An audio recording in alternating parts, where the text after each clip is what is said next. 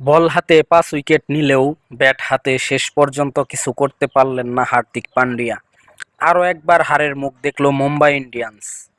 শুক্রবার লখনৌ সুপার জায়ান্টসের কাছে 12 রানে হেরেছে মুম্বাই। এদিন শুরুতে ব্যাট করে 8 উইকেট হারিয়ে লখনৌ 203 রান সংগ্রহ করে। জবাবে নির্ধারিত ওভার শেষে 5 উইকেট হারিয়ে মুম্বাই থেমে যায় 191 রানে। মুম্বাইয়ের ধস থেকে দলকে উদ্ধার করার জন্য প্রয়োজন ছিল একটি শক্তিশালী জুটি। সেটাই তৈরি করেন নমন ধীর এবং সূর্যকুমার যাদব। সাধারণত 3 নম্বরে নামেন তিলক বর্মা, তবে তাকে বাদ দিয়ে নমনকে নামানো হয় এবং তার আগ্রাসী ব্যাটিংয়ে লখনৌ বোলারদের মনোবল ভেঙে দেন। নমন 46-এ ফিরে যাওয়ার পর সূর্যকুমার ধীরে ধীরে হাত খুলতে থাকেন। তিলক ছিলেন তুলনায় অনেক ধীরগতির। দ্বিতীয় ইনিংসে বল সহজে ব্যাটে আসছিল না, ফলে মুম্বাইয়ের জন্য বড় শট খেলা কঠিন হয়ে পড়ছিল। আস্কিং রেট বাড়তে থাকায় সূর্যকুমার খোলাখুলি খেলার চেষ্টা করেন, তবে 17তম ওভারে আবেশের অফসাইড বলটি খেলতে গিয়ে ক্যাচ তুলে দেন। তিলকের জন্য খেলতে আরও কঠিন হয়ে ওঠে।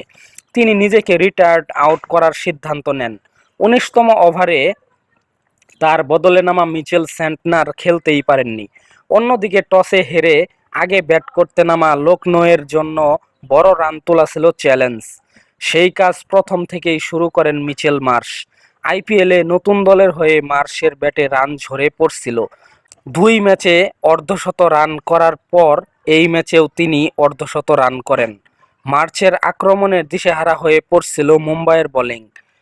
27 বলে অর্ধশত রান করেন মার্শ। পেসাররা সাফল্য না পাওয়ায় হার্দিক স্পিনার বিঘ্নেশ পুতুরকে আনেন। তার প্রথম ওভারেই পুতুর মার্শকে আউট করেন। 31 বলে 60 রান করা মার্শ ফিরে যাওয়ার পর আক্রমণের দায়িত্ব নিজের কাঁধে তুলে নেন মার্করাম। এদিন পন্থ একেবারেই ছন্দে ছিলেন না।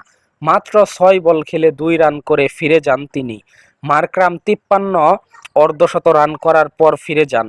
পরে ওপেনারদের তৈরি করা মঞ্চে আর আগ্রাসী হতে পারেনি লখনৌর অন্যান্য ব্যাটাররা।